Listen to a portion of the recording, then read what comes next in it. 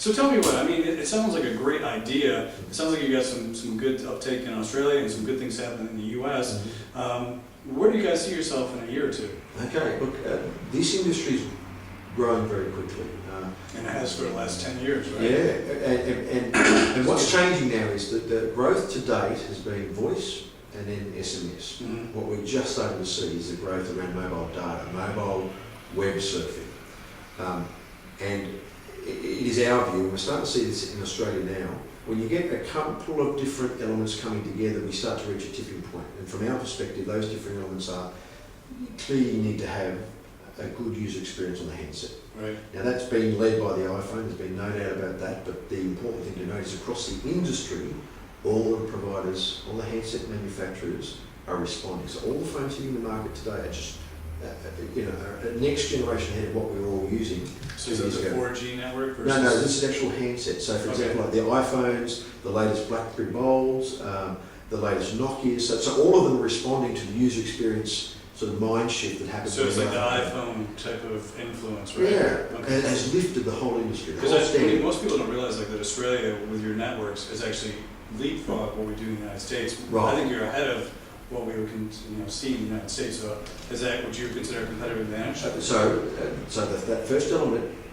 to get to that tipping point of the handsets, and what you've just said is the second element, because you need high-speed networks. Right. And the reason for that is, obviously the user experience when you're able to access broadband on your phone is much better than if it's just sort of GPRS or 2G speeds. But the other thing to note is the carriers aren't in a position to offer you low data rates unless they have the infrastructure in place. Right. So once you have 3G, data prices start to plummet.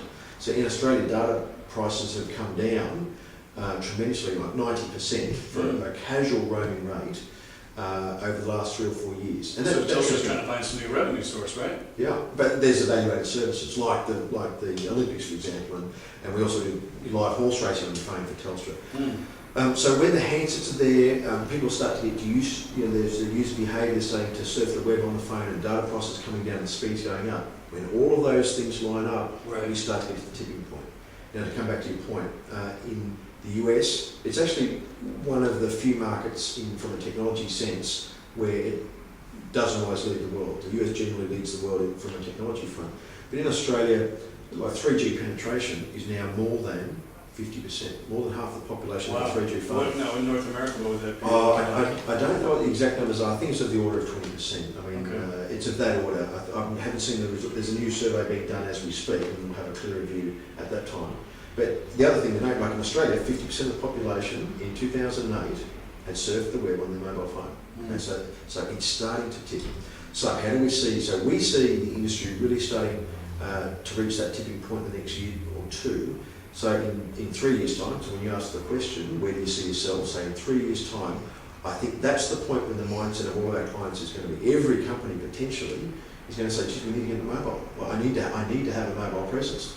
That transition from when people thought, I'm never going to need a website for my business, they got to that point, it tipped. Yeah, and that'll happen in mobile. It's still probably another 3 years away.